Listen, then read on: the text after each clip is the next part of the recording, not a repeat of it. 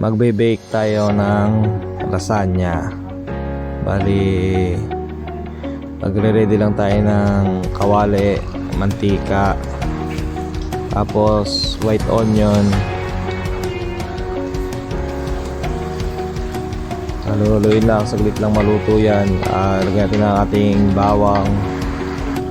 Haluin lang natin yan hanggang sa maluto siya. Pwede natin ilagay ang ating bell pepper. Lagyan natin ang ating 1 kilong baboy. Yung baboy na yan, haluin natin yan. Hayaan natin siyang magmantika. Lagyan natin ng asin.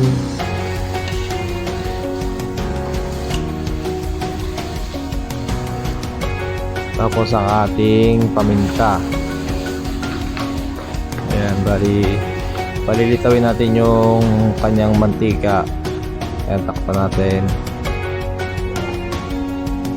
Ayan, bali dyan, okay na siya. Bali, pinorward lang natin yung ating video. Ayan, bali, i-strain natin siya. Tapos, pag na-strain natin siya, yung may iwan na sabaw niya, yung parang mantika, magagamit pa natin mamaya yun sa pag-igisa. Yan, bali prepare natin yung ating sauce na dito. Lagyan natin ng ating tomato paste. Patuloy natin ng mga 30 seconds yan.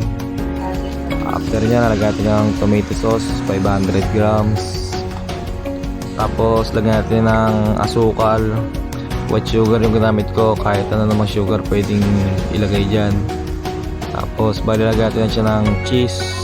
Hayaan lang natin siyang matunaw kasama yung asukal. Yan, bali nilagay ko na yung ating baboy kanina, yung ating in-strain. Haluin lang natin, kailangan siya maging thick yung ating sauce. Yan, tapos na ang ating sauce. Next, ayan, butter. Ayan, pagka ganyan na itsura nya, tunaw na, pwede natin ilagay ang ating all-purpose cream. 2 piraso lang yan.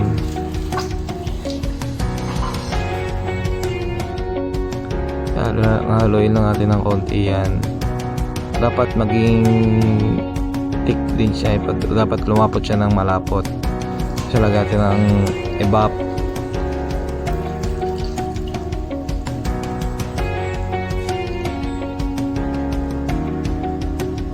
Yan, lalagyan lang natin ng black pepper.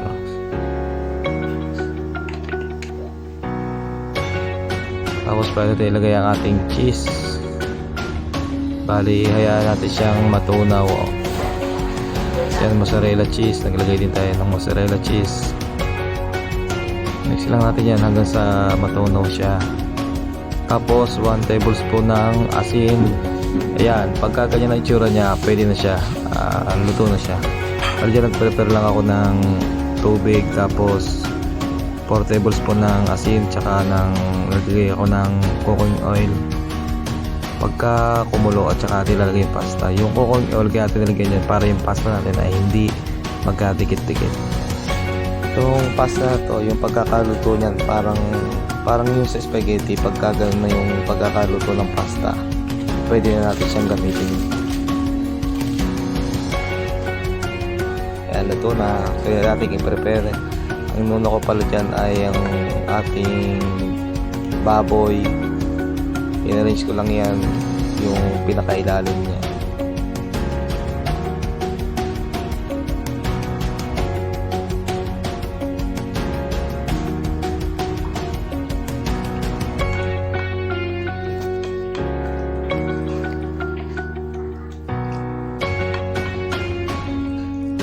After niya, pwede natin ilagay yung ating pasta.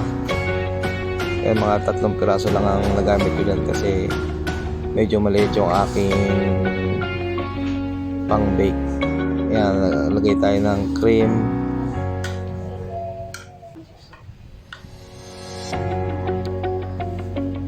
After niya, nalagay ulit natin ng ating baboy. Yan, ano pala ginamit ko dyan, yung baboy kasi yung mga kasama ko dito hindi naman sila kumakain ng beef, ayaw nila. Kaya kung ayaw nyo rin ng beef, pwede nyo gamitin yung baboy.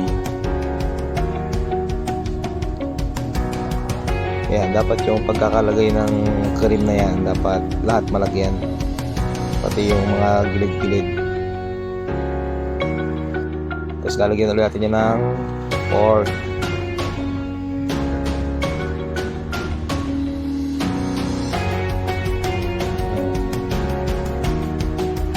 Tapos mozzarella cheese. Yung mozzarella cheese na yan medyo mahirap hanapin. Kaya ito lang yung quick melt na cheese lang, yung cheese lang sa mga groceries. Pwede na yun, basta yung mabilis siyang matunaw. After nyan, iluluto natin yan sa 170 degrees Celsius. Yun yung gagamitin natin sa loob ng 15 minutos. Hindi natin siya i-bake. After nun, luto na siya, okay na siya. Kaya lang naman natin binake yan para syempre uminit, tapos yung cheese natin matunaw siya dun sa ibabaw. Yun lang. Pa-share naman po ng video natin, pa-follow na rin para sa mga iba pang video para updated kayo.